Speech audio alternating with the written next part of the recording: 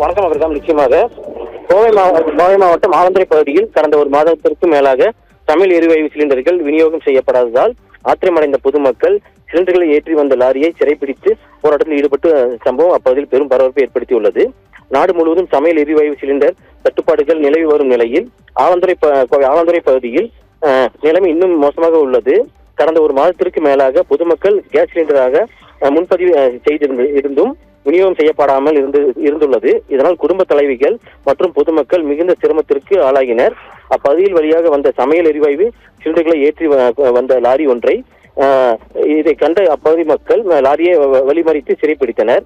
ஒரு மாதமாக சிலிண்டர் தராமல் ஏமாற்றி வருகிறீர்கள், தற்போது லாரி வந்ததும் எங்களுக்கு ஏன் தர மறுக்கிறீர்கள் என அவர்கள் வாக்குவாதத்தில் ஈடுபட்டனர். தகவல் அறிந்து சம்பவ இடத்திற்கு விரைந்து வந்த கோவை ஆலந்துறை போலீசார் லாரியை சிறைப்பிடித்த மக்களிடம் பேச்சுவார்த்தை நடத்தினர். சிலிண்டர் விநியோகம் செய்யும் நிறுவனங்களிடம் பேசி பாதிக்கப்பட்ட மக்களுக்கு சிலிண்டர்களை மாற்றிக் கொடுத்து விநியோக செய்தனர். இந்த சம்பவத்தால் அப்பகுதியில் சிறிது நேரம் போக்குவரத்து நெரிசல் ஏற்பட்டது. இருப்பினும் போலீசாரின் நடவடிக்கையின் காரணமாக சாலை மறியலானது சீரானது. இது போன்ற தடுப்புகள் ஏற்படாமல் தடுக்கவும் முன்பதிவு செய்த சிலிண்டர்களை சரியான நேரத்தில் பெறவும் பொதுமக்கள் சமையல் எரிவாயு நிறுவனங்களின் அதிகாரப்பூர்வமான மொபைல் செயலிகள் அல்லது இணையதளம் மூலம் உங்கள் சிலிண்டர்கள் விநியோக நிலையம் உடனுக்குடன் கண்காணிக்கலாம் என நீண்ட நாட்களாக சிலிண்டர்கள் கிடைக்கவில்லை என்றால் உங்கள் கேஸ் ஏஜென்சி மேலாளரிடம் எழுத்துப்பூர்வமாக போராளிக்கலாம்.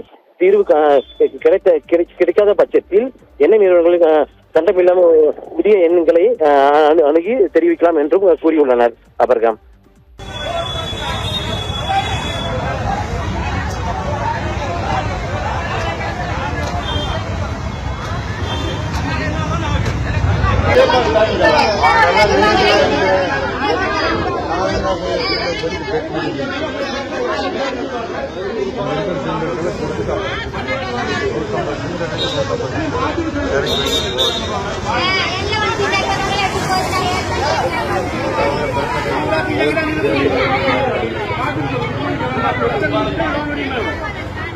Gracias.